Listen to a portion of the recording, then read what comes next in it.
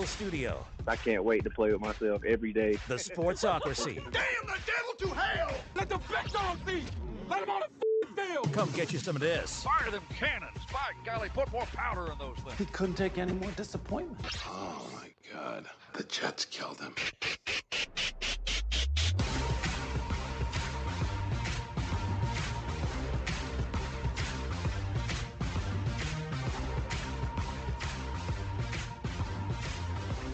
What up?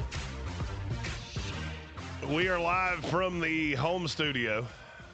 I'm sure you can tell by the sound of my voice, we're feeling a little worse for the wear. Tank, it may or may not be dead. I'm not sure. I got a text message from him this morning that I will not reveal the details of. I wish he had not revealed the details to me. He is horizontal, I will say. So if you're keeping score at home, we had 5 people in Indianapolis. 4 of them are legally dead today. I am the 4th. I do not feel awesome. We don't know about Mike. Mike may just be completely built different where he's at home just doing shit. We're hoping to get an answer on that at some point in the next hour or so. I'm going to answer your questions. We're only on YouTube. We're prepping for the basketball tournament this weekend. I am going to try to do the best I can. I know I sound like shit. I apologize. It is all I've got. So in the chat, fire out your questions, the ones that we haven't gotten to. Apologize if we didn't get to it last night. The constraints of radio are mighty. And we had calls, we had texts, we had YouTube messages, we had everything. So thank you to all of the people that joined in. I came sliding in this studio at 6:52 and managed to get camera, board, computer, all of the things set up in time to do that show, which was no small miracle. Big thanks to Trey Falco for carrying the water last night. Tay with our first question.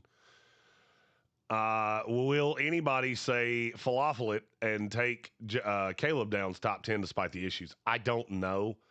A lot of those things about Caleb Downs did not come out until after we were gone.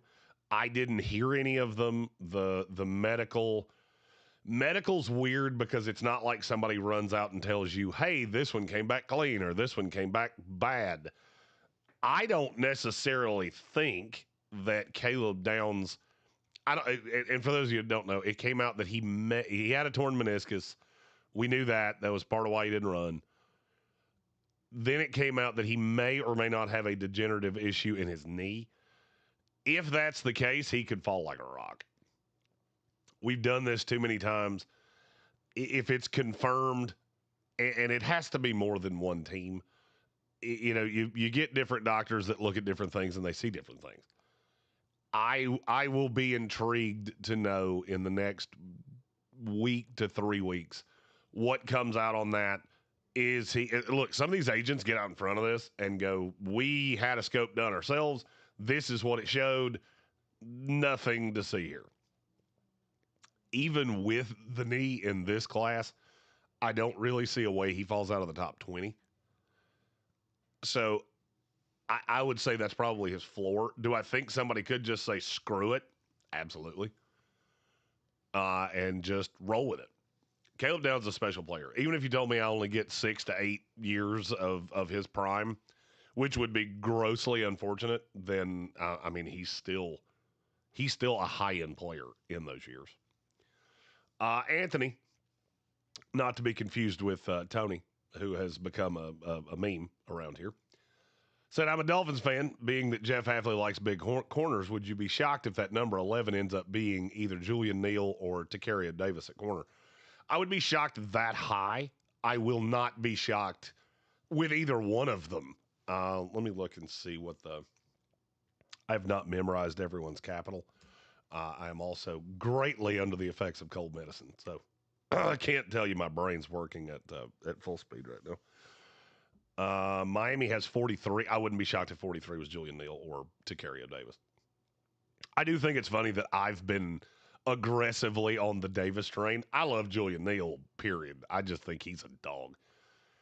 And I do think it's funny that Tacario Davis, who everybody had basically forgotten about, comes to the combine, runs well, and measures large. And now all of a sudden we're back to where he's been for me the whole time. I really like that kid. He would have been a first-round pick probably 2 years ago. And then he just kept coming back to school. And every time he came back, the tape didn't really change, and it's almost like the industry just got tired of him. And so now we're here. I wouldn't be shocked in the least. To follow up to Manzano's question, he said, I've said this, and I'm wondering if I'm being harsh. I feel like the LSU corner, McCoy and Terrell are all slot corners in the NFL with how big the receivers are getting. I think you're being too harsh on Mansour Delane. The nuance on him is really good. McCoy, I don't know. I haven't seen him do anything. So I don't know what we're getting. I will be at the Tennessee Pro Day. I apologize. I do not remember what day that is. He allegedly will run there, and I will report back what I see there. Now, with Terrell, you're not being too harsh. I could easily see a path that he never plays outside of the slot. Terrell's really, really fast, but he's super thin. McCoy's longer but lean. I don't think he ends up in the slot, but I don't think you're being too harsh on him. The only one of those three that I think you're, quote unquote, being too harsh. And it's not really harsh. It's just a question of, what you see. I think Delane is so crafty with how he plays the position that I do think he'll end up on the outside. But now, as for the first two you said, look, I talked to Jeff Hapley for 10, 15 minutes at the Combine. I know him from when he interviewed with the Jets. I think he's a great guy. I think he's a great coach, and he's going to want his guys. He also, and I have this on really good authority, not him, but really good authority within the organization. They're going to give him all the latitude to fix this roster because they know they got pot committed to Mike McDaniel. Now you're stuck with a roster that a lot of coaches in the NFL really didn't want to screw with because, they're telling Stephen Ross it'll take me 2 years to flip that roster. I apologize. That Sprite might be the only thing keeping me alive right now. So, Anthony, I hope that answered your question. Thank you for the question. Red Sea, does Caleb Downs have a Will Johnson-esque fall? I don't think so. Will Johnson had the thing with when you have a fall like that, it has to go three ways. The medical has to come back dicey. You have to have the scouts that are not willing to put their foot down on the tape. That's where Caleb Downs falls out of this. And then you have to have guys either at the position or in free agency that you can put that you can put in place of him. That's what happened to Will Johnson last year, is that we had a lot of corners moving free agency. So the teams that really needed one, the scouts were not willing to stand on the tape. And so he falls. I thought it was stupid. I thought he was good when he played. And then, the injury crept in. The medical on Will Johnson was the precipitous of the fall, but you don't fall that far if the scouts are willing to stand on the tape.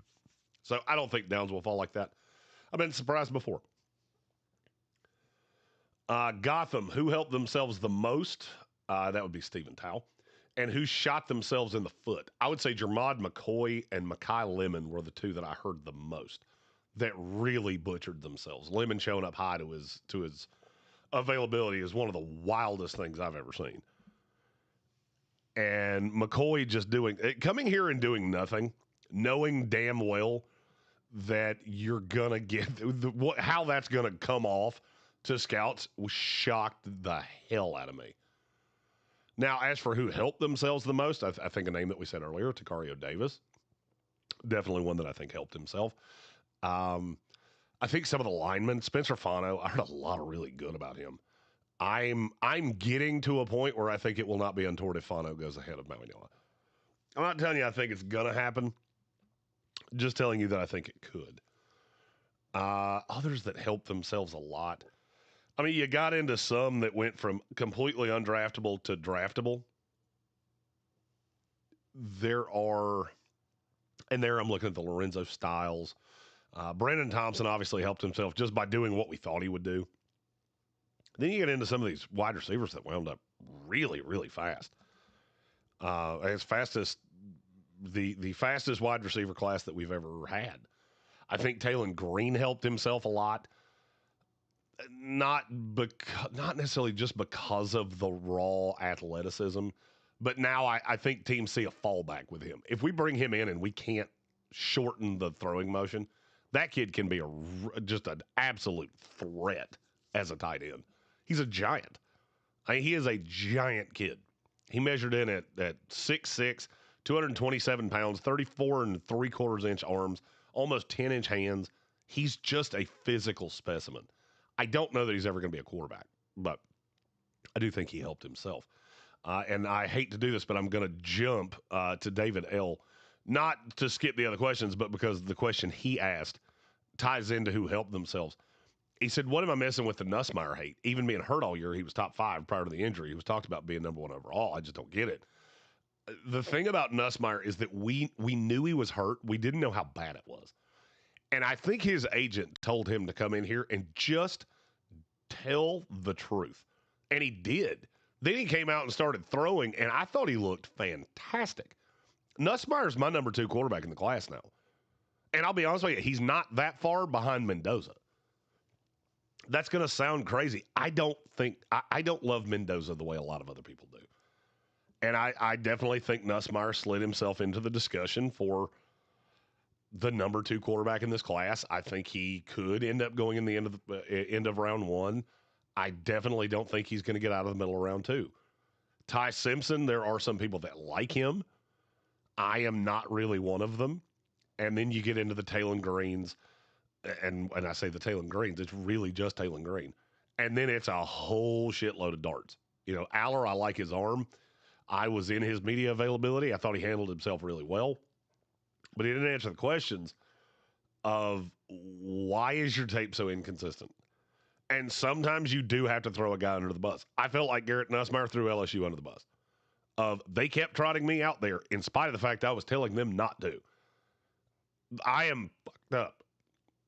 And I think it helped Nussmeier. I don't think it hurt Aller per se, but an Aller fall won't shock me. A Nussmeier fall will shock me. So I would say Nussmeier falls into that really helped himself category. Andreas Pinckney, with all the smoke going around that the Giants are trying to draft everyone, whether it's Tate, Love, Styles, Downs. There's no question there.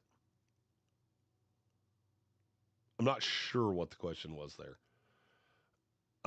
So, Andreas, if you want to follow that one up, they have been linked to absolutely everyone, which usually, and I'll be honest with you, that's why I've really clung on to the Kenyon Sadiq thing with them. That usually means it's somebody that you're not expecting because they are trying to get trade. They're trying to drum it up that somebody could be interested in moving up. It's still early in the process, so we're a little early for that. But the Giants are very interesting. Joshua Brooks, I will be sending you a message later today. I appreciate your patience. I have been completely away from messages pretty much for a week. Anything about the Jags? The Jags are in that middle of the second round. It's harder to get a read on that. I'll know more about the Jags when I start seeing who they're bringing in. I did talk to the Jags for a pretty significant period of time over the course of the week. I really like the leadership of that team. I think there's a lot to like about where things are trending with Jacksonville. Their 7th-round mock draft will be out sometime over the next week, and I'll dive a little deeper into what I've heard because this week's a lot of fact-finding, reaching out to people that I know in the industry, and would you hear what I hear, and we can kind of compare notes. Anthony, analysis on Bud Clark is that he's a true riverboat gambler at the safety position that's going to frustrate defensive coordinators in the NFL. They like that he's aggressive, but they're going to be upset with blown coverage. I understand why you said it that way. The thing about Bud Clark is that he is really instinctive to the ball. We saw it in Mobile. And when it works, it's great. When it doesn't work, it's not great. So I think Bud Clark fits somewhere in round 3. And if you get him in the right situation, this could be Xavier Watts all over again. Where certain DCs didn't like the tape, others did, and then you put him into a position that works, and it's just going to work for years to come. Oh, sorry. Detroit fan man looking for recommendations for my day 3 draftable David Montgomery replacement. Monty was like tackling a bowling ball. We got anyone like that? Let's see. I really like Emmett Johnson, and I think he'll be pushed down a little bit because he didn't run particularly well. Let me get the number on that because I don't have it in front of me. Ran a 4.56 at 5'10", 202 pounds. I will tell you this: that kid's built like a piece of granite. He is a really physical back, and I know there are a lot of people around the industry that really like him. He could get pushed down by the 40. I'm not 100% sure I understand why he ran here. If you look across the board, the running backs that ran were either guys that we really needed an answer on their speed, or they were lower tier guys. Looking at Jam Miller, Robert Henry Jr., those guys thought the 40 time was going to help them. I don't know why Emmett Johnson ran because I feel like he hurt himself. That or you had the Damon Claiborne, Jeremiah Love, Mike Washington Jr., where the 40 time is going to really help me, and that I understand. Emmett Johnson confused me a little bit. But that's the one. That would be the one I'm looking at. Seth McGowan from Kentucky. I don't think Jonah Coleman from Washington is going as high as people think. Desmond Reed from Pittsburgh. Jamal Haynes from Georgia Tech, who I thought he went back to school. Let's see if that's... Nope, he's in this class. I like him as well. And then if you're looking at the more, fringe draftable, Jamari Taylor, he fits into that. And then there's a few that you get into that they're going to have to be a priority undrafted free agent. But that would be the list of names if I'm looking to replace David Montgomery. Red Feather Workshop, follow up on Anthony's question. Ephesians Prysock has better hips than Takario based on the combine. I haven't hit his film. Is he the better of the big corners? I like Effie Prysock a lot. I was very confused as to why both biblical brothers went away from their biblical names. While we were here, we had him and Hezekiah Massis. I like Prysock. I think Prysock probably fits into that day 2 range with Takario Davis. It just depends on what you're asking him to do. The big difference of those two to me is that Takario Davis is a significantly better tackler. Prysock is really Ephesians Prysock. If you really like him, you should really like Reek Woolen. And if you have both of those two on the outside, it's going to be real hard to complete passes, but damn if you do. They may not tackle a soul on the outside.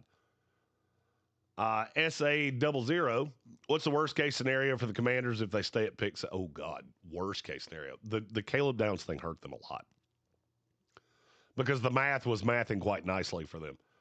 Worst case scenario, and this is going to sound strange because he's my number 2 player in the class, probably Jeremiah Love.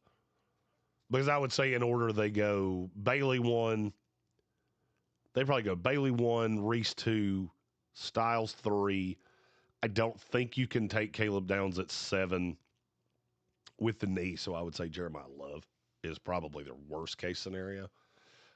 And, that's worst case scenario. You get second best player in the class at a position of need for your team. I don't think it's going to get any worse than that. Robert Johnson, did you see the mock from ESPN? They had Sonny Styles to the Giants at 5, the Browns taking an offensive tackle, and Washington taking Downs. That was before the knee came out.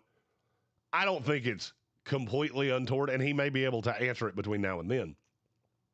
But I think it would be, knowing that the knee is a thing, I think it would be hard to take Caleb Downs at 7. Anthony said, Jeremy, this is my analysis on Lemon. What we saw at the combine doesn't really show up on tape. He's not 4.3 speed. I would agree. So Mackay ran. He didn't run. Jacoby Lane did. Yeah, Mackay didn't run. I don't think he is a blistering fast guy. He's just really slippery. And I like the tape on Mekhi Lemon. I'm really put off by the person.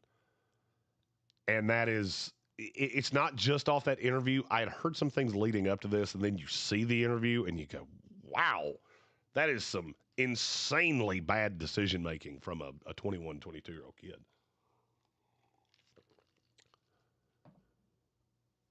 I don't think Lemon's going to fall out of the first round, but I think that where we had him is too high. Randy said Freeland coming out of the combine is appearing in a lot of top tens now. I don't know why, but he is. And then he said, side note, he appeared in my top 10 last week. I'm not going to lie to you. I don't get that. I'm just looking at what I saw on tape coming into the combine. I had Monroe Freeling at 36. I saw enough to rise him up, but I cannot get to the top 10 because nobody can explain to me why you would take him over Maui, Noah, Fano, or Lamu. I don't get that. If you can get him in front of Lamu, I'll at least listen. That still only puts him in that 15 to 20 range. I don't understand top 10. I just don't get it. Because now let me pull up my top 10 here. And this is without releasing order. Whew. I apologize. I know I probably sound like Darth Vader right now, but I just cannot breathe. Let's see. There's my final rankings. So to get him that high, you're going to have to get him ahead of, and these are guys that aren't even in the top 10. You're going to have to get him ahead of Carnell Tate, Jordan Tyson, Caleb Banks, Denzel Boston, who I like a lot, Vega Ioane, who I like a lot. I have Dunker ahead of him and I have Dunker ahead of him as a guard. So positional value, I understand how you get him in front of him there. Had to get him in front of Lamu, who is a tackle. I think Lamu projects higher than him. And then he snuck into my top 30. I don't get top 10. I don't see it. And Randy followed up here. The reasoning behind Freeling is simple to me. He could be a pure left tackle. You can't find those just anywhere. Look at free agency this year, the draft every year, take every legit shot you can. And that's fine. The problem is that the tape doesn't scream left tackle to me. The tape with Monroe Freeling for me screams a guy that's probably going to start at guard, and then you can kick him out to tackle. What bothers me about Freeling is that I keep hearing him comped to Amarius Mims, and I just don't get that. I don't remember the exact number of snaps that Mims had played, but I remember it was sub 800. Monroe Freeling played almost 1,700 snaps. He was a genuinely bad run blocker at time.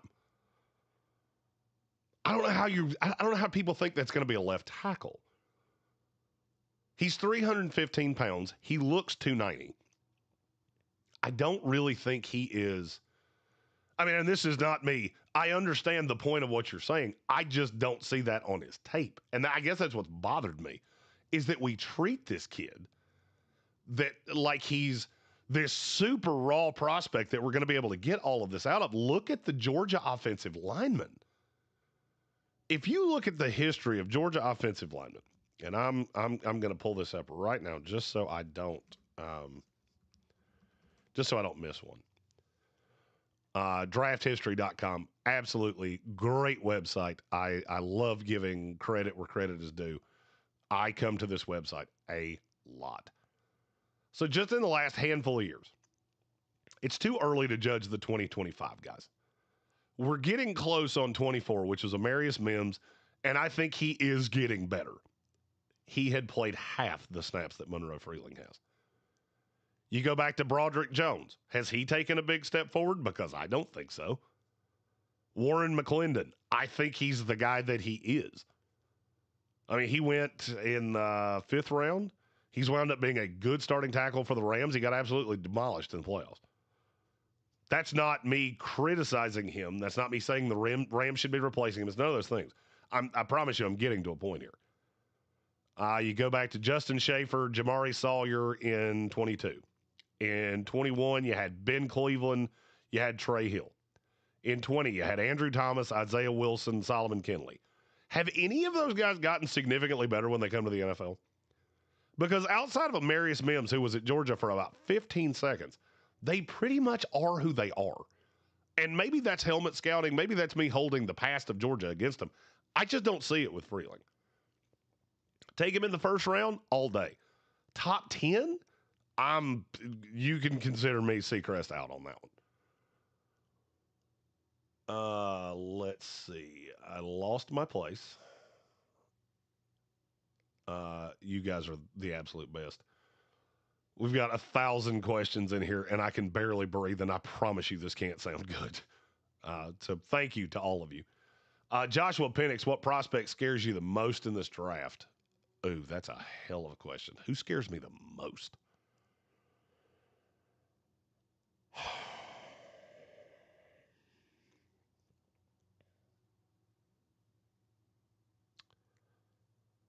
C.J. Allen scares me a lot. Not because I don't think he's going to be a good player, because I could easily see a path that you're drafting Robert Spillane at 15. Carnell Tate scares me a little bit. Not because I don't think he's good, but because we're putting him in some very rarefied era of where receivers go. The medical on Tyson scares me. The attitude on Banks scares me. Keldrick Falk had very little production, which always scares me. There's not a lot of guys in this class that really frighten me. Anthony Hill Jr. scares the shit out of me because he could get you a contract extension or get you fired, depending on how you deploy him. Jacob Rodriguez scares me because I don't think he's going to go as high as he should. And a lot of teams need off-ball linebackers, and they're going to look stupid for not taking him because his tape is just so friggin' good. Zion Young scares me because the tape does not match the postseason, and I'm hearing more and more of him in the first round, which bothers me. So, Joshua, I hope that answered your question. I'm not really scared of many of the guys in the top 10. I think they are where they belong.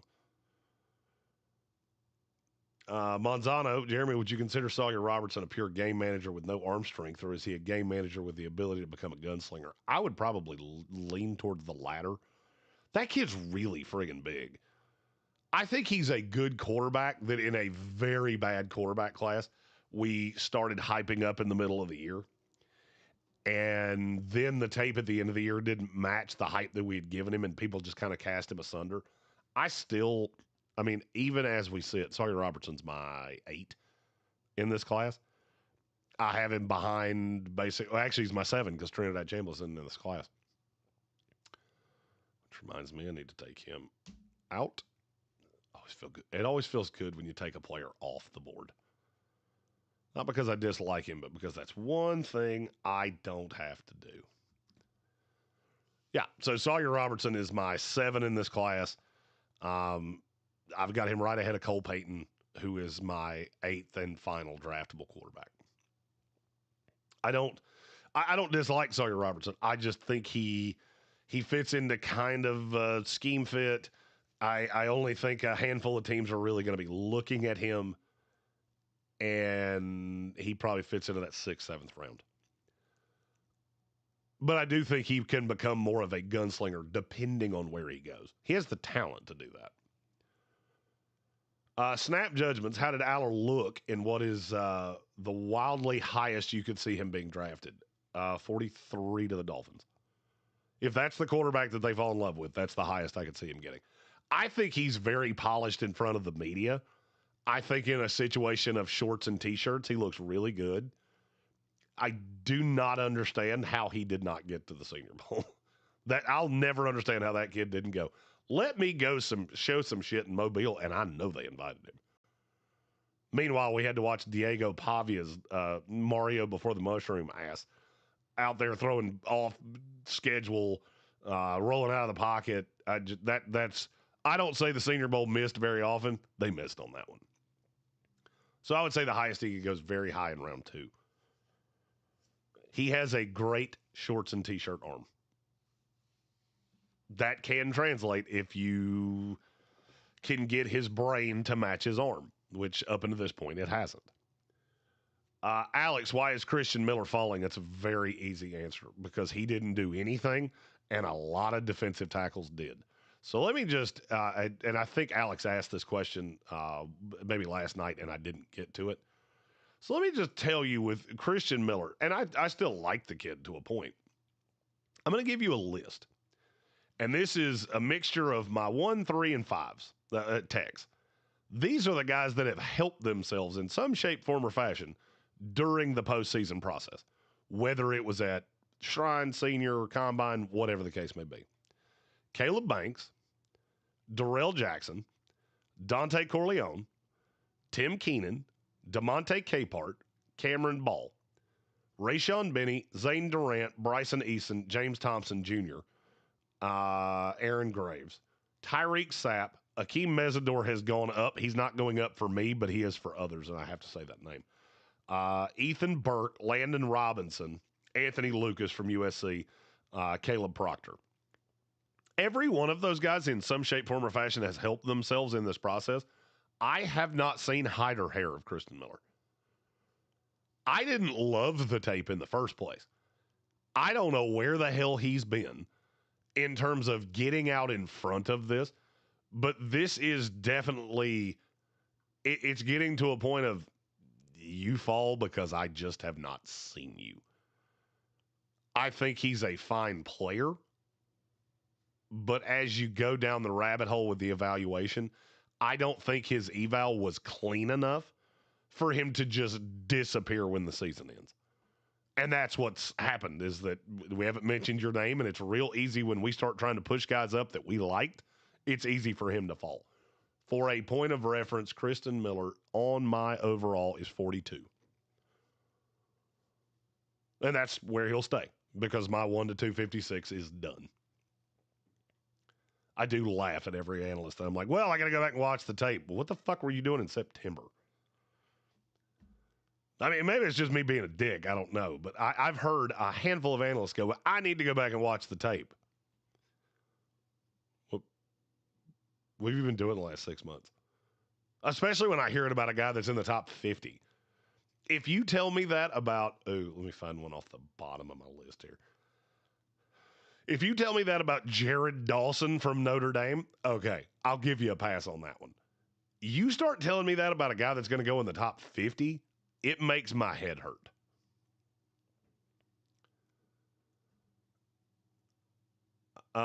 Snap judgments, over under on how long until the Lorenzo and Sonny Styles mom gets a commercial deal for this is what you need to be feeding your kids.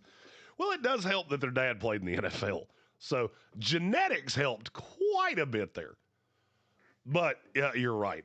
If I was Gerber or Johnson & Johnson or somebody like that makes baby food, I would 100% be calling her for a deal around the draft. Crazy thing is that's one that you can do on day 1 and day 3. Probably get a discount on day 1 because you did day 3. And absolutely crush it.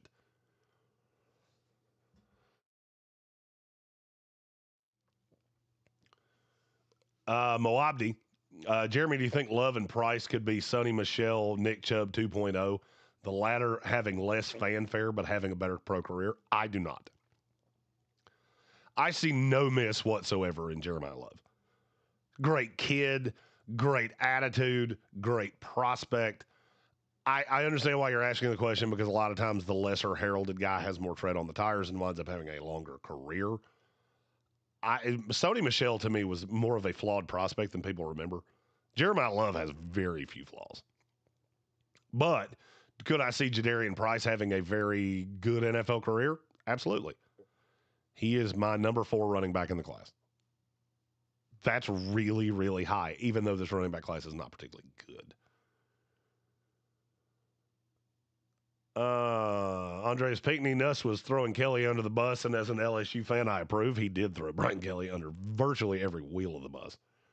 And Red C said, as someone who never stopped believing in Nussmeier, you're all welcome to the bandwagon. I never really fell off of it. I did not love him as much coming in it should tell you something that his number one comp was Baker Mayfield. That does steer into why I didn't love him as much as some others did.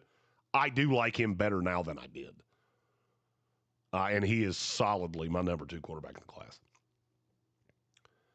Alex, does Kenyon Sadiq cry during the draft like Vernon Davis did, thus completing the ritual?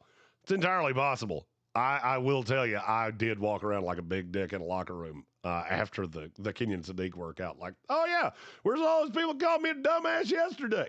Oh, it's weird. Oh, you had to fly home yesterday. Huh? Didn't show up on Saturday to look me in the eye and go, oh, yeah, you remember that thing you told me? Yeah, you were right and I was wrong. And there were no less than 30 of those. And it made me laugh a lot. I didn't even go to the media availabilities for offensive linemen. A, because I didn't want to. B, because I didn't want anybody to think I was showing up just to be a dick about Kenyon Sadiq. However, 3 of our guys did, and they were like, nope, none of them were there.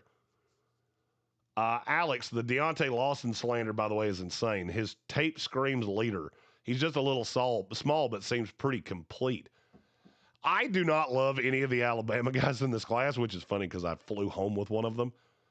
I do not love them. Lawson is way lower for me than he is for practically anybody else. Just because I don't really know what he is. I think he's a fine prospect. He's a late day 2, early day 3 guy for me. I just don't see it. Between him, Overton, a handful of others, I'm just not wild about him. I mean, for me, I would take, in terms of linebackers, I would take Hill ahead of him, Rodriguez, York, Trotter, Betcher. Then for me, he gets into some hyper-athletic guys. Keyshawn Elliott, Jashawn Barham. That's kind of where he more fits for me. I'm sure he's a great leader. There are a lot of guys that are great leaders that they just don't have the physical to back it up. And I think that's where he's at. Snap judgments. Have you heard anything on the Patriots that I haven't? I've heard a lot of shit on the Patriots, but you've been pretty high in line with a lot of the things that I've heard. They don't seem inclined to take a left tackle. They would like to big game hunt at wide receiver, but they don't like the price. The A.J. Brown thing basically started really hot and then died over the course of the week, which is pretty good indicator that the price is not coming down. Alex asked, are the Panthers still leaning Allen? Any news there? I heard a lot of Caleb Banks. And it always really helps when I start hearing the comp, and the comp is a guy that I know that liked, and the comp was Milton Williams. So that's who I had him taking in the first round. I still really kind of think that that's where they're trending. The linebackers did well this week, which is why I think C.J. Allen could fall, because so many of them put themselves in the day 2 discussion. Patrick Gold, how did Justin Jolie do? I thought he was really good on the podium. He put himself firmly in that top 100 discussion. I think he probably finishes just outside of it very early in the day 3 range. But I thought he represented himself well. He can be an H-back in the NFL. He's going to be a nice movable piece at tight end. And he's just a really freaking likable kid. And I'm still pissed off they didn't invite Devin Marshall, but they invited Sonny Styles' brother, who plays the same position, just not nearly as well. Randy is fully down the rabbit hole on the Max Eye Nature. We did get a definitive on when his birthday is, though. Not the year, the day. Let me go back to my messages and see if I can find it. I'm sorry that I keep coughing into the microphone. I know it's not pleasant to listen to. Let's see. October 19th. His birthday is October 19th. We just don't know what year. And hopefully he'll hear enough of us go conspiracy theory, where the body's Garth, and he'll answer that at some point. Robert Johnson, where do you have Caden Curry? He fell.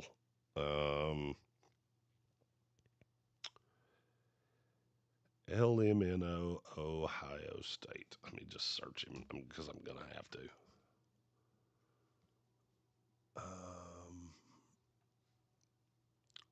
have to do. Caden Curry is in front of him. So let's see if I can find him in my rankings.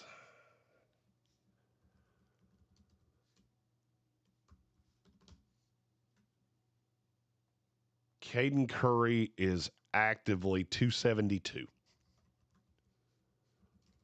The short arm thing just killed him. I mean, I think he's got some chops as a pass rusher.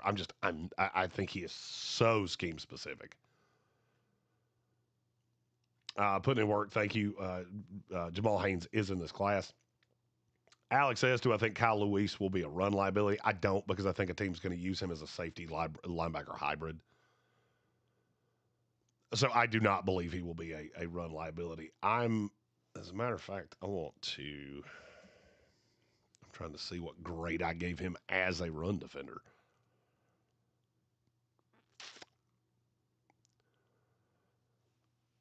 Props to my draft computer here for not exploding, because there is a lot of information in this thing.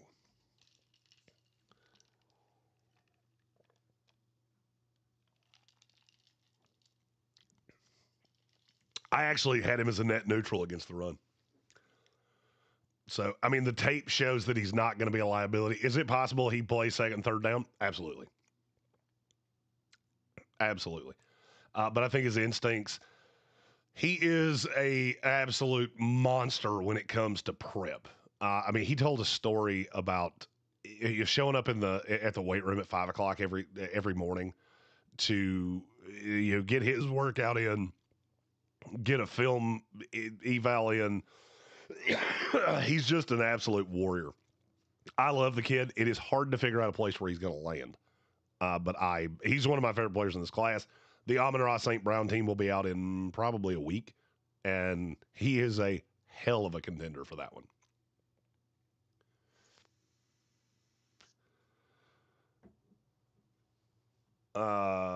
Justice Haynes. That's why that was stuck in my brain. Jamal Haynes is in the class. Justice Haynes went back to school. Thank you, Bill.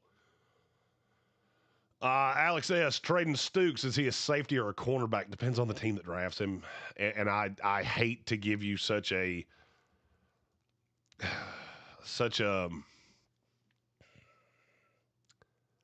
wishy-washy answer. The problem with Traden Stukes is that he came here, he measured in a little smaller than I thought he would. And so for me, that pushes him more into corner. I do like him, though. The 4.33 40 just that confirmed everything that I thought off the tape of him. Arizona had a really good secondary for a team that wasn't great. But I like Traden Stukes, and I think he'll be a corner. I could easily see how teams think he could play safety. David L. potentially with a little breaking news. I do not have the breaking news button. And I am going to warn you guys. It's getting to a bad time with the voice. Kenny Walker will be a free agent, so he will not be tagged and will become an unrestricted free agent.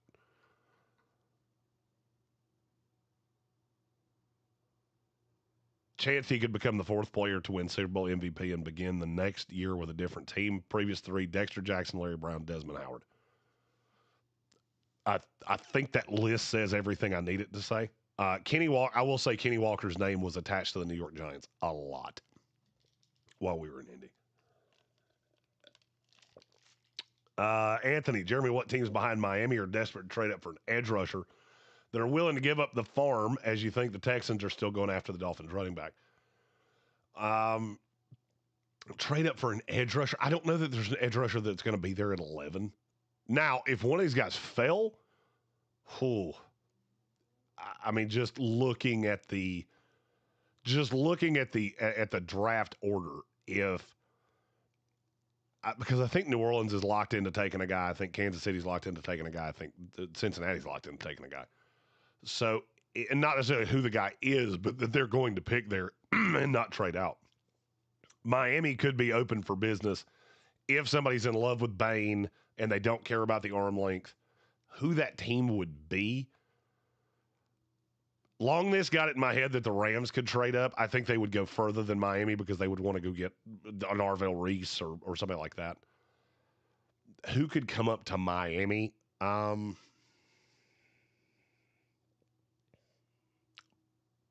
Buffalo could. San Francisco could. There's just not a ton. I mean, as I'm looking at this, I'm looking at a lot of teams that looked me in my eye and said, we ain't trading up. We'd love to trade down. So that one's a little difficult to answer, barring somebody falls. And Monzano said, are they still willing to give up 24 after getting Montgomery? No. I would say the Devon Achane thing is dead. At least to Houston. If they're willing to move him, there might be somebody very interested. It won't be to Houston. Houston's looking at it as Woody Marks and David Montgomery are that is their backfield in 2026. Moabdi, with the NFL being a copycat league, do you think NFL teams will follow the blueprint set by the Chiefs, Eagles, Seahawks by having homegrown defensive players on rookie contracts? That's always the goal. The problem is that some of these teams do not draft well enough to do that. So I'll tell you what I did, and this is a behind closed doors that nobody really gives a shit. I had more scouts that I know tell me that their contracts had been renewed with a significant raise. Then I probably heard that more this week than I've heard in the other 2 times I've been to the Combine combined. Teams are figuring this out, of if you've got good scouts and they're cohesive with your GM and your director of player personnel and your director of scouting, you want to keep those guys in the building. I saw way less guys wearing new hats that I did not know they had moved teams. I still saw it. It happened a couple times. But there have been times that I would walk up to a guy, talk to him about a team, and he'd go, oh, yeah, I'm not with them anymore. Oh, that didn't happen nearly as much. So I do think the NFL's figuring it out. It's just a question of what can you do with that information. Matt Penn said Lemon's interview was uncomfortable. You should have been in it. You think it was uncomfortable on television? You should have been one of the 75 that's standing around going, what the fuck is he talking about? And he's just staring at you uncomfortably, like under his, it was bizarre. Tank was right in front of him. I was in the back just, what the hell is he doing right now? David was up there pretty close too. It was a scene. Andreas Pinckney said, I've seen Lemon as high as 8 to my Saints, and it makes me want to punch a wall. I do not think you have to worry about that. Who that fam said, I pray the Saints don't get Zesty Lemon. Don't think you have to worry about that. He pushed himself into a significantly different stratosphere. Let's see.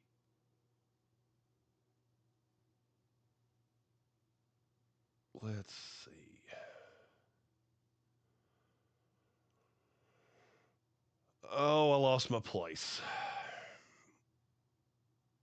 I do want to touch on this just because I see it in the chat. From Clever Dowd. I don't dislike Caden Curry as a player. You got to understand where my evaluations come from. And this is for every team. The way he measured, he's not going to...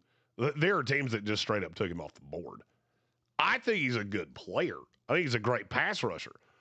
I'm just not really sure where he fits. I mean, because he does have a very strange body profile. And maybe it just caught me super off guard. I did not expect his arms to be that short. But, I mean, hell, he had 11 sacks at Ohio State. So, I mean, it's not like the kid can't play. And I hope it did not come off that way when I said it, because that was not what I meant at all. I think he's a damn good player. I'm just not sure.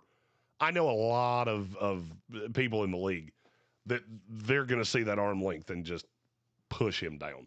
But, no, he's a good player. And you feel free to tell him from the ESPN guy in Asheville. He's got a platform with us anytime he wants it. And I hope nothing but good things for him.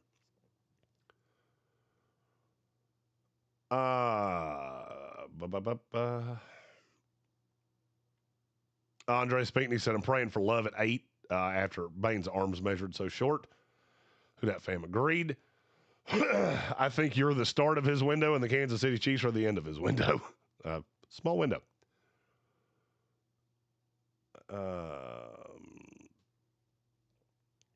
Jonathan Welch asks, how far does Downs fall? I don't have a great answer to that at this point. If that knee thing comes back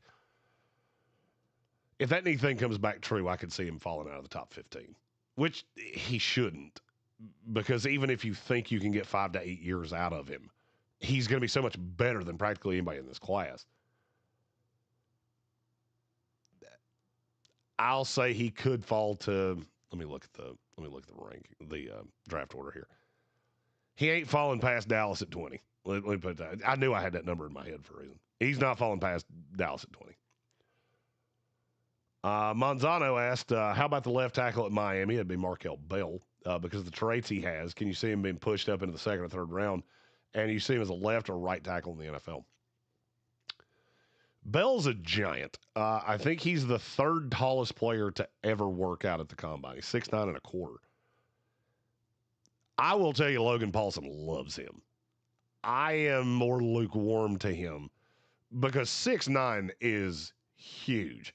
Unless you're just an absolute workout warrior, it's a huge tax on your knees. It's a huge tax on your ankles. So do I think he can get into the second? No. Do I see a path that he gets into the third round? Sure, as a developmental left tackle that we're going to try to get his body right. You look at the history of guys that are that big, and just you'll figure out why teams are very, I'll say, lukewarm. But I think he couldn't get in. He can get into the top 100. I would say it's probably more likely he's early day 3. Red Feather Workshop. Blake Miller is the tackle I'm hearing the late groundswell on. Is it deserved? I believe so. I actually talked to Blake yesterday. He was in the Charlotte airport with me. He was not on my plane, I don't think. He may have landed Indy to Charlotte with us. I did not see him on the plane. I saw him at the gate. He is a big damn dude, and he could not have been nicer. We talked at the terminal in Charlotte for 5 minutes, and very, very nice kid. I love his tape. That's a Todd McShay special right there. McShay absolutely loves the kid. So I do think there is a nice groundswell for him.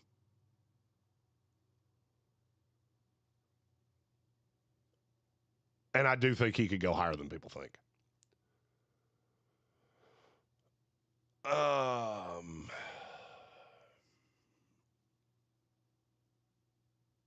There we go.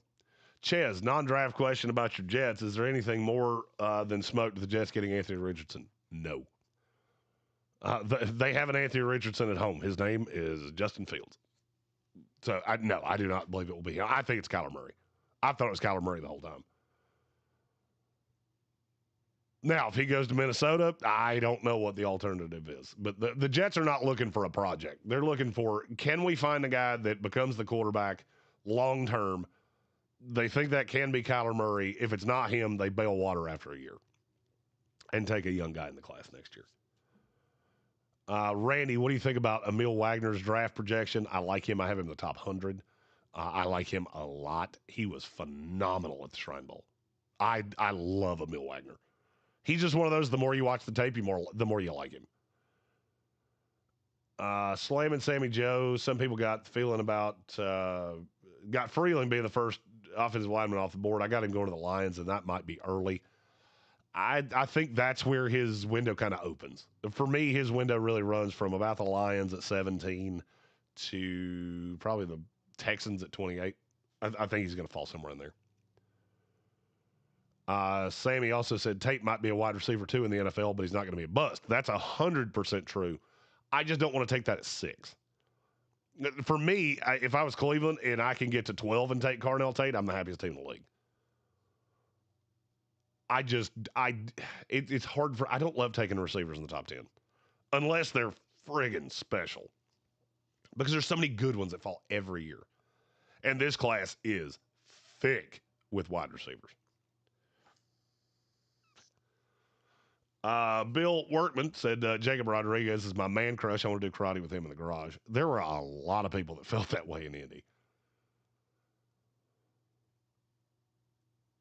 SA00 for the Commanders, if they stay at 7 and Love and the top 3 defenders you mentioned are all gone, they will not be. Then who do you think they'd pick? Bain over Sadiq. Bain's not a great scheme fit for what I think Washington's going to do. I have not thought about Sadiq to Washington. I would not hate it. But if that were to happen, I think Washington would start looking to bail out. And I will tell you this, they would have options. So let me go with your in theory there. So there's no, you said the top 3 defenders. So there's no Styles, Reese, Downs, or Bailey. That means Maui Noah and Fano are still on the board. They would have somebody to trade back with. And I think that's where they would go. I know something about Washington that I'm not allowed to say. Let me just put it this way. They're taking a defender at 7. And that's not from them. I know what I know, and they're taking a defender at 7. Monzano, Jeremy, I'm not sure if you agree with this comparison. Jacob Rodriguez is a more athletic softball linebacker version of Zach Thomas. I like that a lot. Rodriguez is just one of those. He's a football football player. He loves this game, and he's really, really freaking good at it. Pinckney, how far does Rueben Bain fall because of the arm length? I think he's out of the top 5. I think he's got about an 80% chance of going in the top 10. And I would say there's a 0% chance he falls any further than, I'll say Dallas at 12. Nah, Dallas going to 3-4. The Jets at 16. I would say that is the absolute drop dead of how far he could go. Slam and Sammy Joe, people are so much higher on Sadiq than me. Sadiq would have been the 3rd best tight end last year. I'd agree with that. I would agree with that. That class was way better. Colston Level and Tyler Warren, to me, are already top 10 tight ends in this league. And they're way different. Sadiq is a matchup freaking nightmare. I can't disagree with what you said there. I would have taken Loveland and Warren both ahead of him. I will say this. In this class, Loveland and Warren both would have been top 10 picks. Definitively. And I'm trying to think of where they would have gone. Kansas City would have taken one of them at 9. If Jeremiah Love wasn't there. Loveland and Warren are more stereotypical tight ends. Kenyon Sadiq is just a matchup disaster. That's another one from Red Feather Workshop. Downs getting the Will Johnson treatment with the degenerative ACL. It does scare me. Randy Aller, I feel like Aller's the type of quarterback old school guys fall in love with. You're not wrong. Might be McCarthy's old school. There might be a team more old school than Pittsburgh. I kind of like him there. What do you think? I would like Aller in a Mike McCarthy system. I just think Aller's one of those guys you got to look at as he's a 2-year projection. He does not need to play anytime soon. Clever said, I have Caden Curry in my family tree. Definitely the best defensive lineman in this draft. I promise you he'll be a superstar. I hope he is. I really do. I hope he is. Kristen Miller didn't hurt himself. He just didn't help himself. And others came to the process and made themselves known. That's from Bill Workman. I agree with that. Absolutely.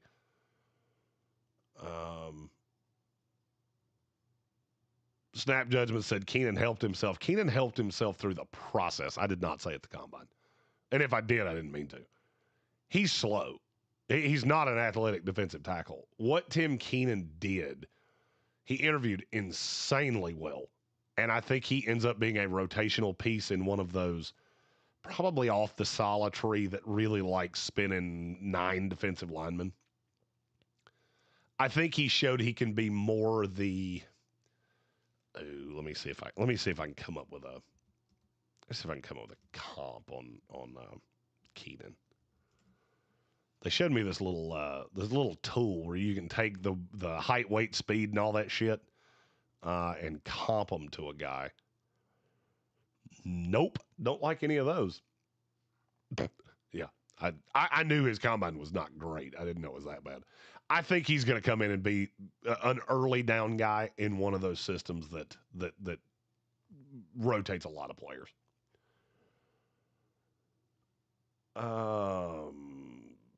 Workman said, tape is king. If you haven't watched it enough, it says something about you as an evaluator. Alex, who has... Alex, I'm not sure I understand the question. Who has the youngest, cheapest, and best offense? Whose defense is optimized the most, and why? I'm not sure I understand that question. In the chat, clarify that one for me, because I'm not sure what you're asking me there. As if you're asking me who has the cheapest offense, I mean,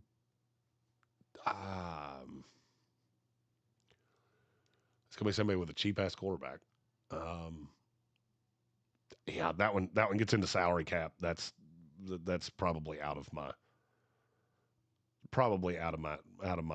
wheelhouse there. Steven, what do you think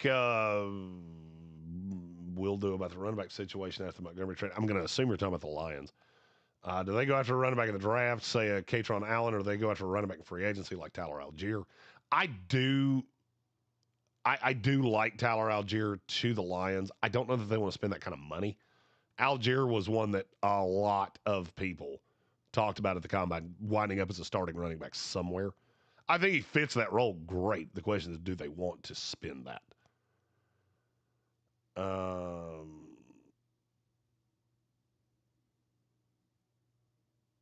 Red Feather Workshop said, I thought Lawson was better on tape than Jahad Campbell at linebacker last year. This year his play fell off a cliff.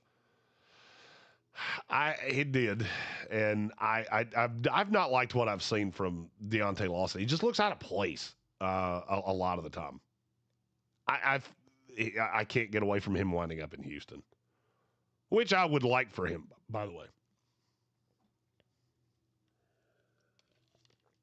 Robert Parker, I'm a huge Penn State fan. Really curious what a different voice other than Franklin will do for the young man. I'm going to assume you're talking about Aller. Do you have an opinion? If you weren't talking about Aller there, let me know in the chat. To be honest with you, that one was brought up a lot. I don't think I understood how disliked James Franklin was around the industry until all of this happened. When the Penn State thing started happening,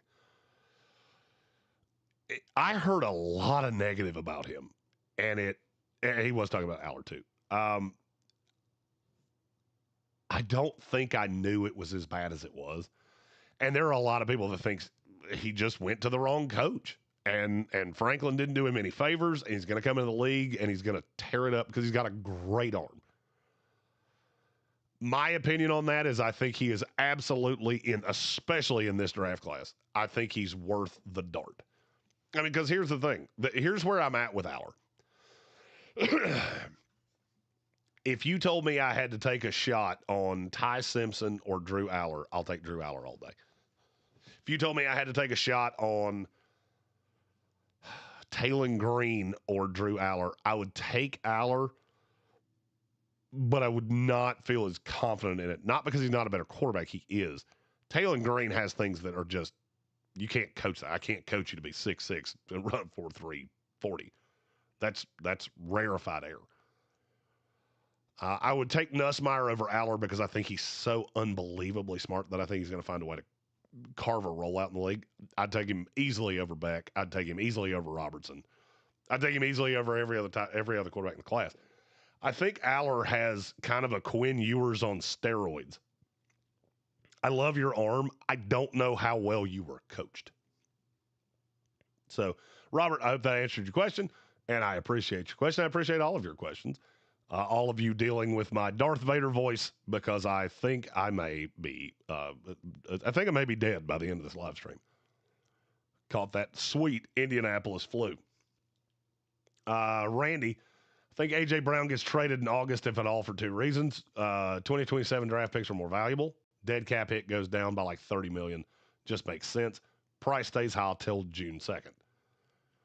I can't tell you you're wrong there. You can designate trades pre and post June 1. So, but your take on the draft picks is very well received because you're 100% right. Crazy Blade, was there any surprise quarterback you're like now in the draft that's not Not getting not drafted. I'm not sure. I can't tell if you're asking me one that I didn't have getting drafted that I think will now, or one that I had getting drafted that I don't now. I mean, Cade Klubnik, I think there's less than zero chance he gets drafted in this class. His fault, they will write books about his fall and how wrong evaluators were on him. One that could get drafted now that I didn't think was going to is Cole Payton, North Dakota State. There are a lot of people really, really high on him. Steven, thoughts on Nadeem Tucker and Mikhail Kamara? I fucking love Nadeem Tucker. I told him that to his face. He actually kind of looked at me like, you look familiar. Yeah, I was the guy following you around at the Senior Bowl too, because I absolutely loved you there. I think he's a late day 2 guy. I am wildly fond of him. Mikhail Kamara, I like Kamara more as a 3-4 outside linebacker than I do with his hand in the dirt. I also run into the problem with Indiana guys that I think they were just so unbelievably well coached.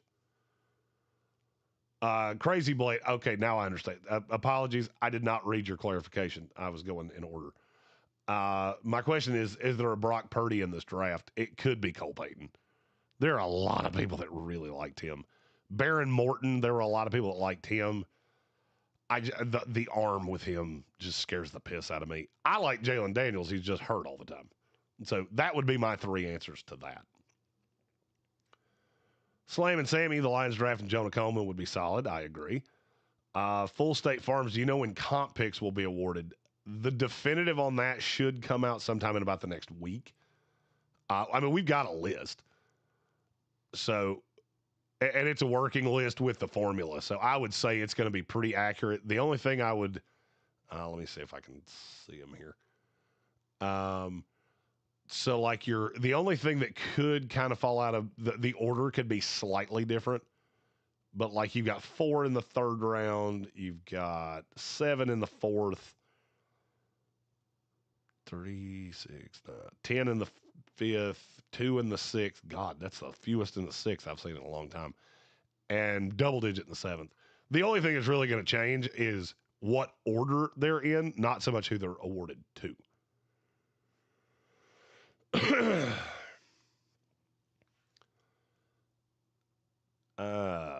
Gary Burt said, didn't know you were on today. That the entire team is dead. So I made a executive decision for everybody to take the day off, and I would show up and do a live stream. And I'm getting almost to that point where I can't go any further. But he also said Kenny Walker to Washington. Put in work, said Washington Jr. to Seattle. I would love that. Penix with James Conner being a possible cut. Who do you think Arizona could go after running back wise? Ooh, one that fits with LaFleur.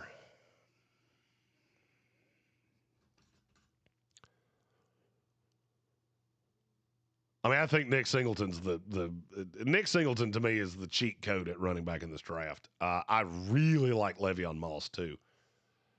Damon Claiborne was the name that just absolutely was ringing in my head. So I'll go Damon Claiborne. He also ran way faster than I thought he was going to. Slam and Sammy, I think the Patriots should draft a wide receiver in round 1. They can get a good defensive end in round 2. I think the receivers are going to go so high that it's harder to find one that you can justify taking in round 1, but I don't disagree with you. If they're not going to get an A.J. Brown or something like that, I do like wide receiver to them in round 1. Putting in work said, I know one guy who's is open to helping a team with the draft. Actually, there are 2 of them, you and me.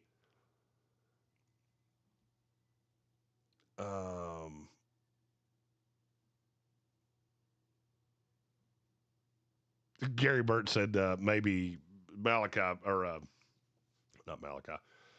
Malachi Lemon was contact high from being that close to Tank. It's entirely possible. Eamon Report, fact or fiction, Derek Carr remains retired. I will say fact.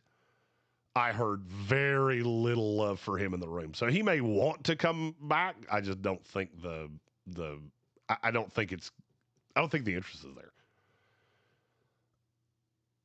Jeremy, if the Dolphins draft Drew Aller at 90, is that a reach? I don't think so at all. I don't think that's a reach at all. Clever said, brother, I completely understand you, not thinking otherwise. I appreciate that. That is one thing that that's a rant for another day. I hope people don't think I have any ill will towards any of these kids. As a job, I have to rank. God, I think this year I've got 700 on the board. And the guy I have at 1, I don't like any better than the guy I have at 700. And I hope they all have the best fucking careers. These kids are so awesome.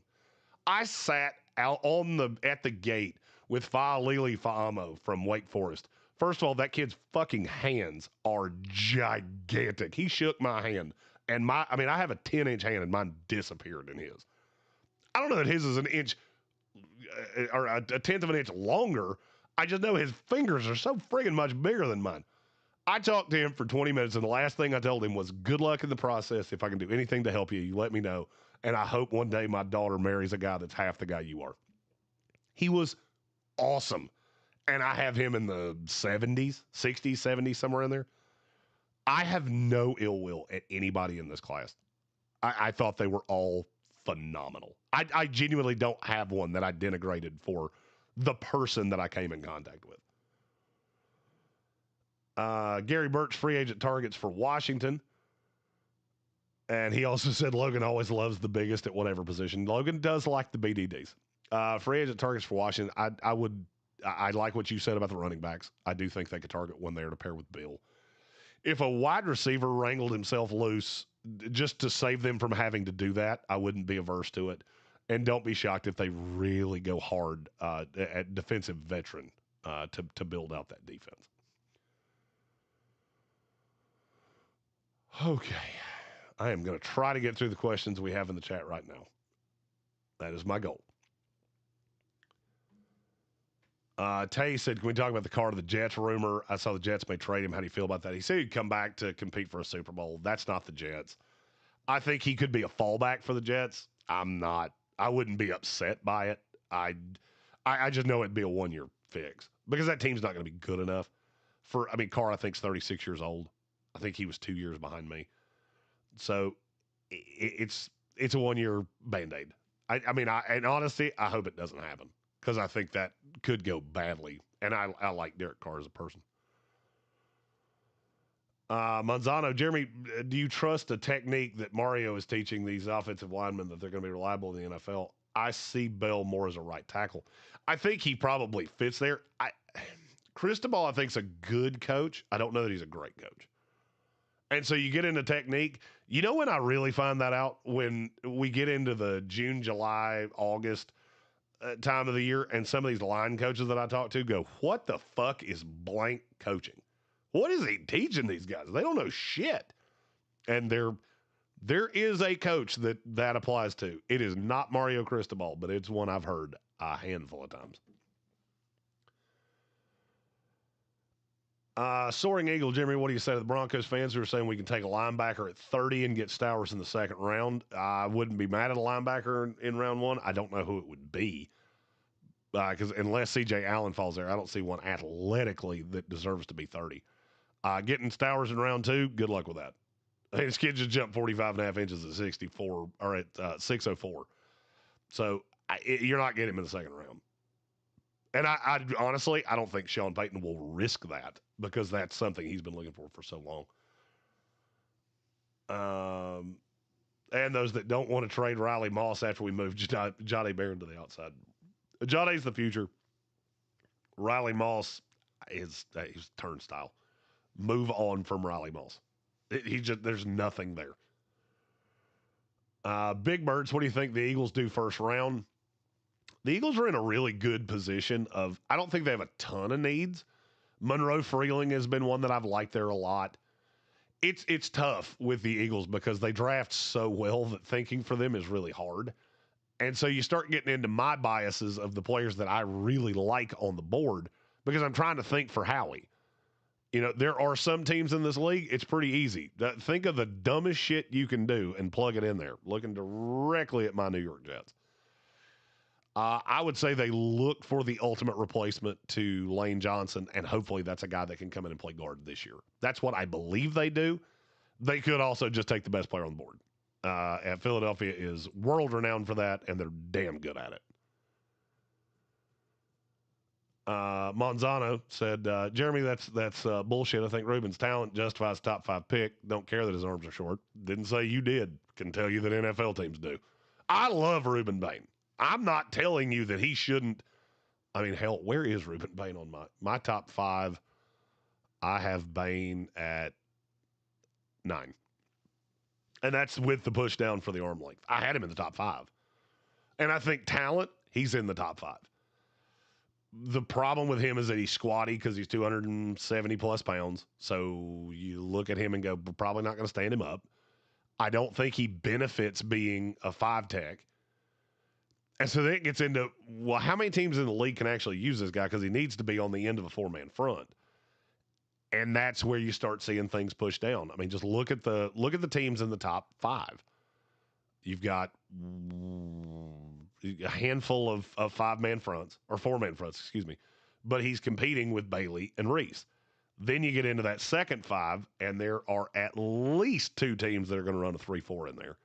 I don't think they're going to have any interest in him because I just don't know where you play him.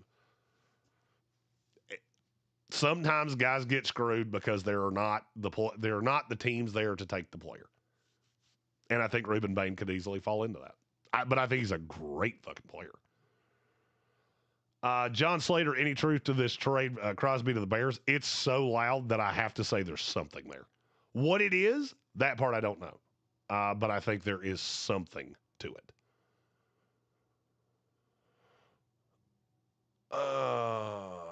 Randy, do you think Sadiq was definitely the best tight end at Oregon last year? Because I think Jamari Johnson was really good. I don't disagree with you. Jamari Johnson's not in this class. Kenyon Sadiq is.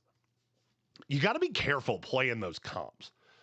Because I could make the argument that Arvell Reese was actually, you know what? There's a better comp there. Emeka Ibuka was never the best receiver at Ohio State for 1 second. I can make the argument he's a top 20 receiver in the NFL. Not being the best tight end at Oregon is a hell of a lot different than not being the best tight end at Wyoming. So I would say be careful with that. Do I think he was definitely better than Jamari Johnson? They're very different tight ends. I think Sadiq is an absolute matchup nightmare. And you get him in the NFL as a piece that is that quick, and he's got good hands, and I think he can do a lot of shit. I think a team is going to fall in love with that. I like Jamari Johnson, though, too. A lot. Monzano, Jeremy, do you think Bryce Lance helped himself at the Combine? A resounding yes. Do you think it pushes him into second, early third? I think that's where his window opens. Here's the problem for Lance, and I'm just going to pull him up. Where is he in my... So here's the problem for Bryce Lance, is that I don't know where he's going to fall when we get into the Skylar Bell, Josh Cameron, J. Michael Sturdivant, Dejon Stribling, all the LSU guys. I think he fits in that range. I'm not 100% sure where, but I do think he helped himself. Very, very likable kid. And one of the fastest receivers we had. He ran a 4.34. And he the crazy part about some of the really fast receivers we had, they were tall as shit. You know, Bryce Lance is 6'3". Jeff Caldwell ran a 4.31 at 6'4", almost 6'5". Those are rare. I mean, it is rare that you see a guy that's that big that can run that fast. So I do think he helped himself. I would say he probably factors in probably in that 100 to 150. I'm pushing all of the receivers down mentally that are not in the top 8-ish. This is the way it happens. We do it every year. We got so many receivers, teams go, well, we can get him or Jeff Caldwell around from now. This is the last linebacker we can take that's on our board, and guys just get pushed down, whether they should or not. Soaring Eagle, why didn't the Jets just place the tag on Brees from the jump and negotiate? Why did they need to wait until the buzzer? The reason's because they didn't want to place the tag on him. I believe they wanted to place a transition tag on Elijah Vera Tucker. They were hoping they could get it done with Hall. They told us at the Combine that he was not leaving. So I think they wanted to use the tag elsewhere, but it just didn't work that way. You got to remember they're negotiating with a bunch of guys at the same time. So it's not as it is not as in a vacuum as just getting the tag for him, because once you use one, you can't use the other one. Ba, ba, ba, ba.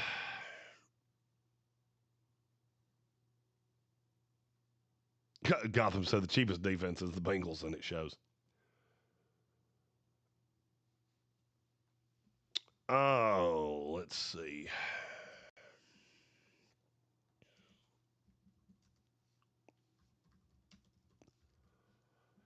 I just realized I've been talking for 80 minutes. No wonder my voice is starting to wear out. Anthony, Jeremy with Lawson specifically, what do you think hurt him? He was still adjusting to that scheme in Alabama. He seems like a traditional middle linebacker. My problem with Deontay Lawson is pretty simple. First of all, he's 23 years old. He is a tall, super thin linebacker that really only can play on the first two downs from what I see right now. Is it possible that he was still acclimating? Sure. He's not a good tackler at all. And he is a better run defender than he is pass. That is a recipe for bad. Now, could he break out of that? Sure. That's why I really want him in Houston with D'Amico Ryans, because I think that's a guy that can coach him up, really understands him, and he fits the scheme. The problem with guys like Lawson is that they start getting into that 100-ish nebulous, and they wind up low on a depth chart. So they start out as a special teams guy, and the fact that he's athletic enough to do that, he winds up on special teams, he misses a handful of tackles, and now his career is absolutely derailed. That's what scares me about Lawson. Could a team love him? Sure. I did not talk to one that did, but that doesn't mean that they're not out there. Bill Workman said he's working on the way too early top 27. He has 2027 top 100. He has 9 quarterbacks in the top 100. He had 2 in 2026.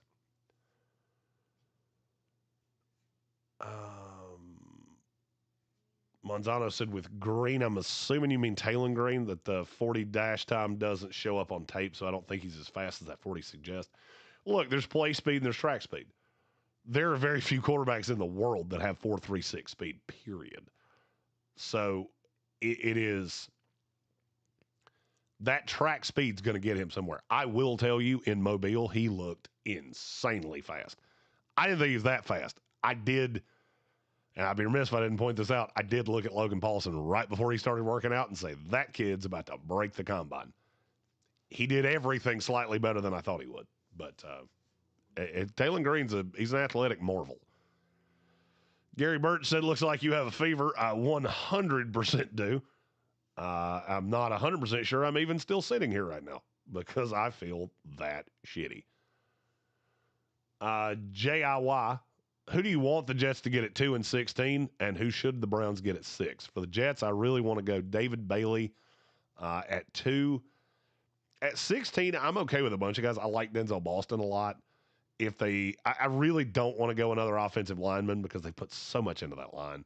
Now getting Brees back, I wouldn't be mad at one of the corners if they were to fall in love with one of them, because the secondary is really bad.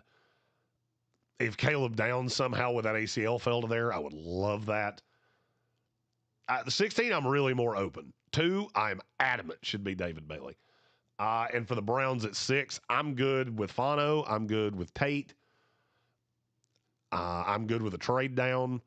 If Maui Noah somehow found his way to 6, that should be his drop dead spot. But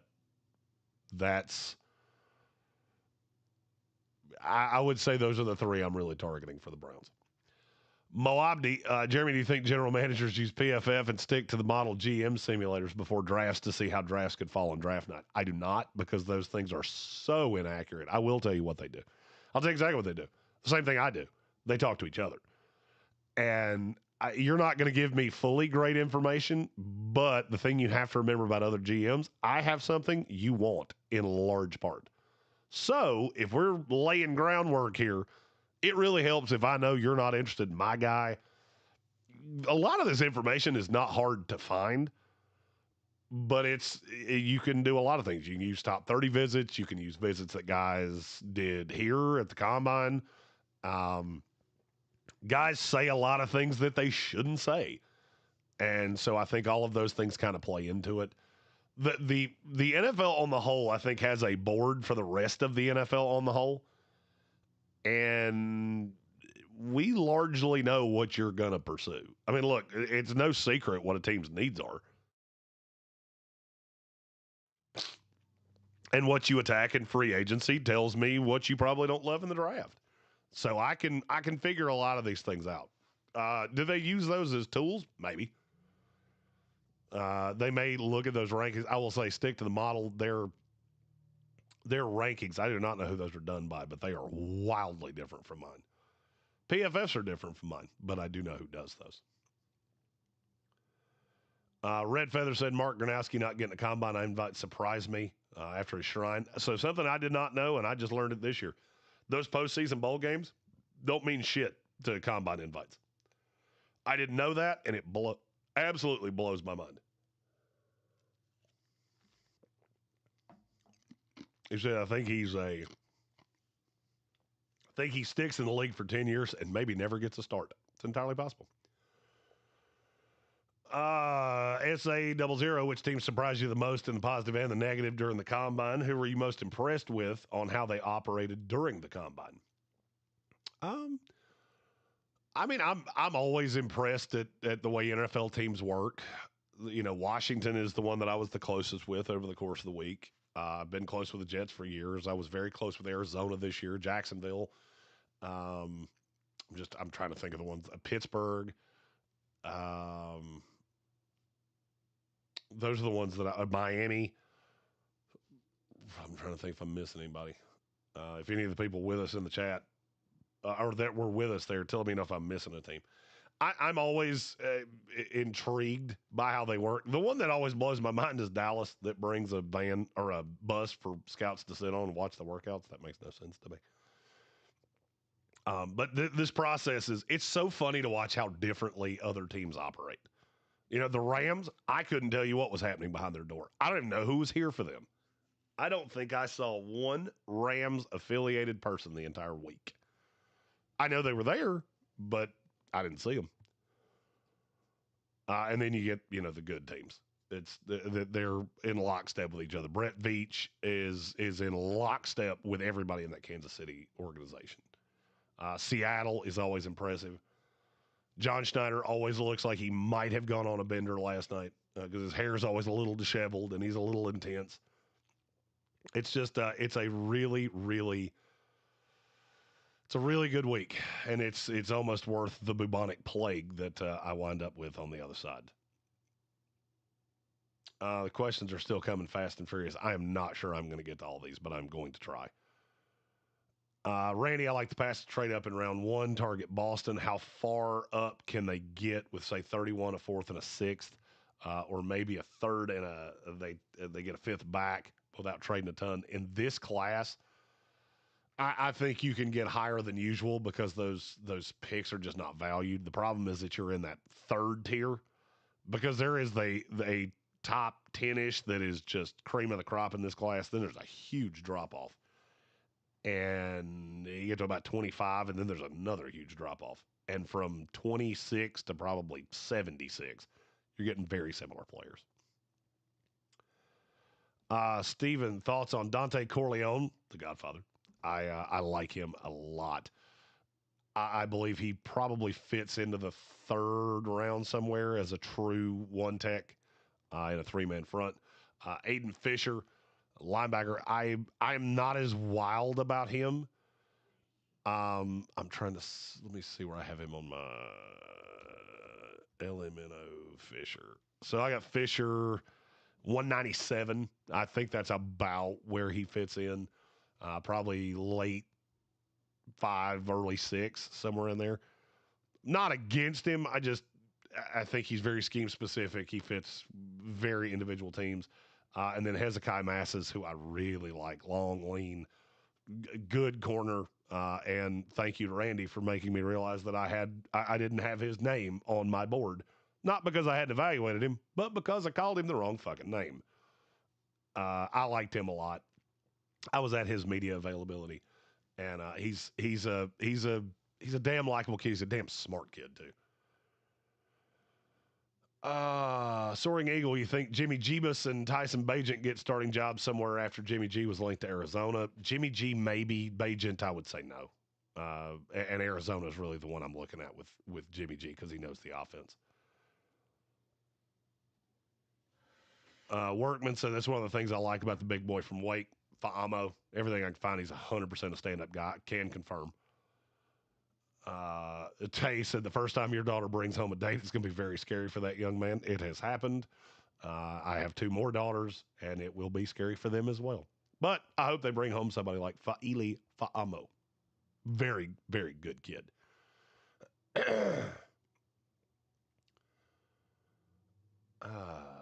Soaring Eagle, my reaction to that is if you can go with Jimmy G, you might make MHJ Corey Coleman 2.0.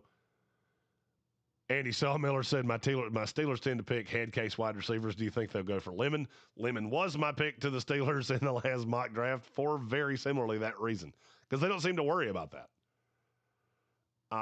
Randy said, what do you think about Billy Schroth from Notre Dame? He is not in my top 300, so you'll get a little on him. See, that's where it comes for me that once I've pushed them out of that, I'm not as deep down the rabbit hole with them, and that's what I basically spend the next 2 months doing, is getting more acclimated with them.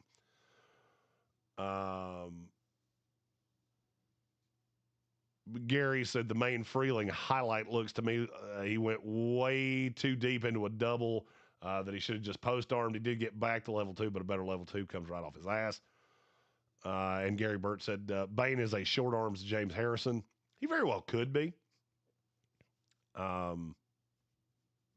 Because I do like the player. He's just short-armed. Gotham, any rumors to where Bradley Chubb might end up? I haven't heard any, but I think he will have some interest with contenders when we get to free agency. JIY said the Browns need to get Bain Jr. at 6. I don't agree. I don't disagree with you. That's who I had him taking in my mock draft 2.0 was Rueben Bain. Gary Birch said Terry was forgotten at OSU. The other wide receiver drafted ahead of him from Ohio State is already forgotten in the NFL. It's a good point. Randy, who do you like more, Bryce Lance, Ted Hurst, or Jacoby Lane? I would go Hurst, a very clear 1. Jacoby Lane, a very clear 2. Lance, a very clear 3, and that's not an indictment on Lance. I really like all 3 of them. But I think Ted Hurst is the best player. Jacoby Lane's probably the best guy. And Bryce Lance is the best height, weight, speed freak of nature.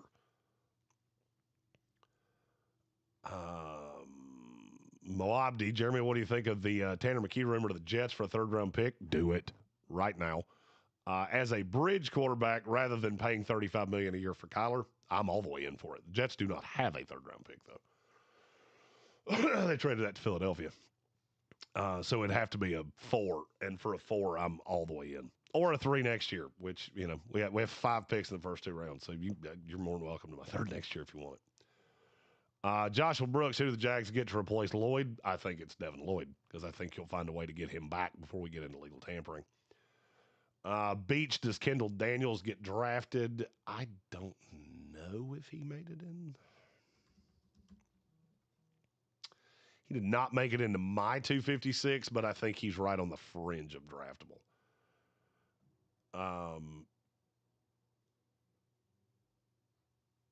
Soaring Eagle talking about Cleveland, you need offensive linemen because who is Quinshon Judkins supposed to run behind? Beach asked, thoughts on Aaron Hall, the defensive tackle from Duke. I have him fringe draftable. A lot of people I really like in the industry and really trust their opinion are higher on him than me. So I do feel like maybe I need to give him a precursory look to see if I might have missed something.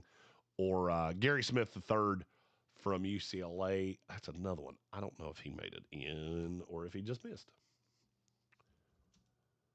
He just missed my top 300. Or he just missed my top 300. So he'll fit.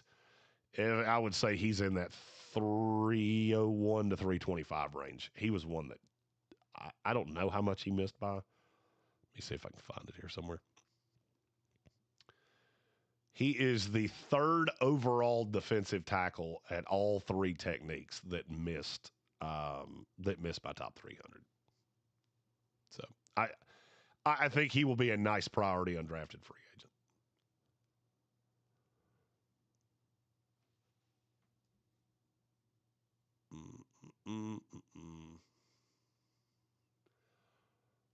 I feel like Randy's misspelling somebody's name here because I'm not real sure who you're talking about. If there's somebody in the top 100 consensus top 100, I promise you, they're not going to be that far off from me. I don't think.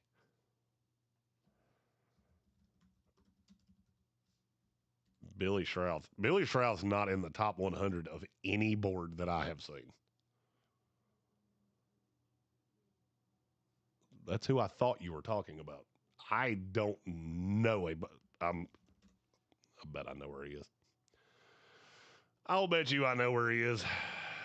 LMNO. Yep, PFF. I knew that's what he was talking about. As soon as I pieced it, yeah, I don't know what, and I love Trevor Sigma.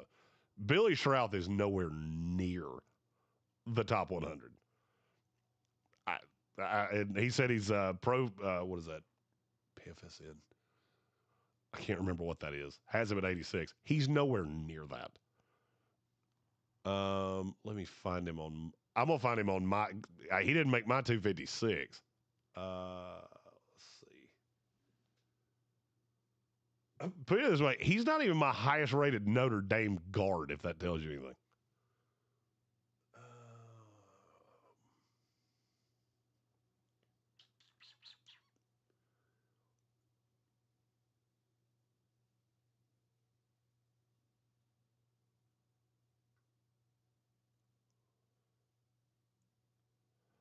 Yeah, he didn't even make my top 300, if that tells you anything.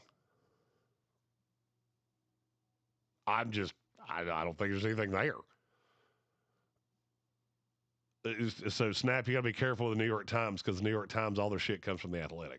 So, you're talking about several of these that are doing the same thing. I'm not going to lie to you. I did not hear his name a single time in 9 days at the Combine. So, I'll dig a little deeper and see if maybe there's something there. There was nothing on the tape for me.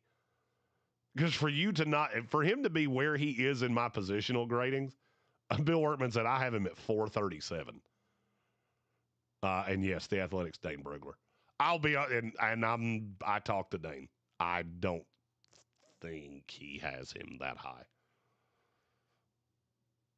The New York Times might have it posted that way, but when the beast comes out, I have a feeling he will not be that high. I just don't personally see it, but I can put that on my list.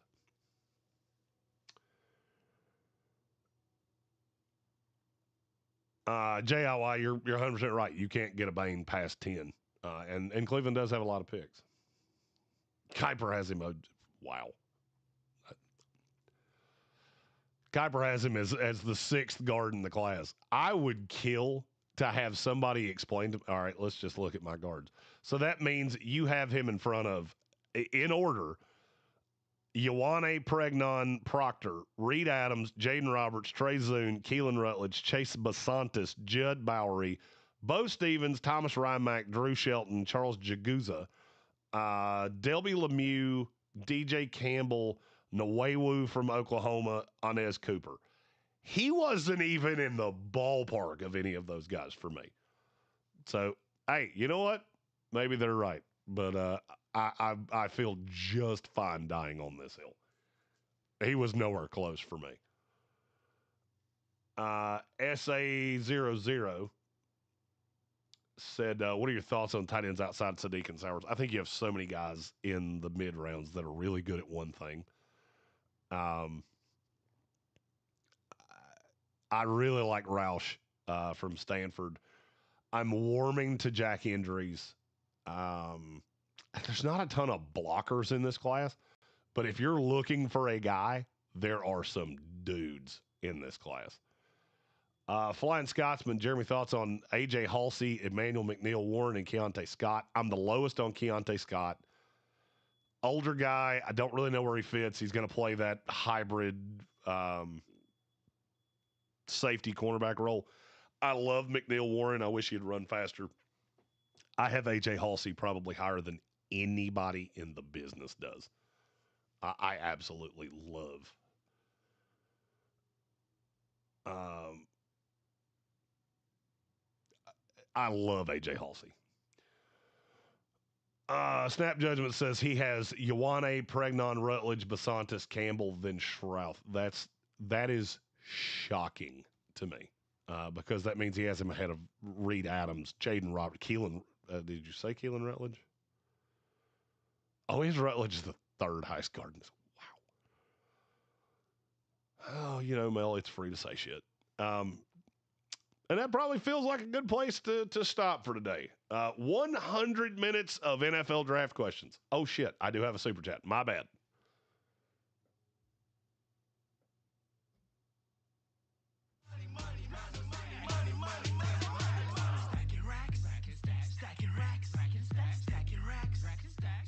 It's from Beach, who said, what can Kansas City get?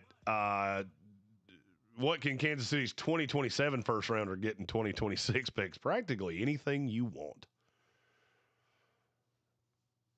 Practically anything. If you're willing to come off 2027 picks, you can do anything you want in 26 because that is the great hope of the NFL for now because 2027 looks so good. Snap Judgment said PFF has Shrouth at 111. I'll tell you off air how those things happen, and I have a funny feeling you'll see him fall. I have a feeling you'll see him fall significantly in about 2 weeks. But what do I know? SA, you're welcome for answering all your questions. Thank you, Stephen Towle. I'm getting ready to just go harden the paint on some Dayquil. I need a little water. Thank you, Randy. A little water and sleep. Those things are definitely in my future. I appreciate all of you for jumping in on this live stream. We didn't promote this at all. Still did. 250 people coming in here, in an unannounced live stream. Thank you all so much for your time, your likes, your questions, all those things. Tomorrow, I will be doing I don't know exactly what time. We'll get it up on the social medias. Follow us at the Sportsocracy. I will be doing something tomorrow. I'm not sure what. I am off tomorrow, and I am planning on taking as much of it as I can. Then we'll be back on Thursday with a full ESPN radio show, and then live Friday from Harris Cherokee Center, Asheville, 2026 Ingles Southern Conference Basketball Championships. You guys have a great night, and we'll talk to you tomorrow.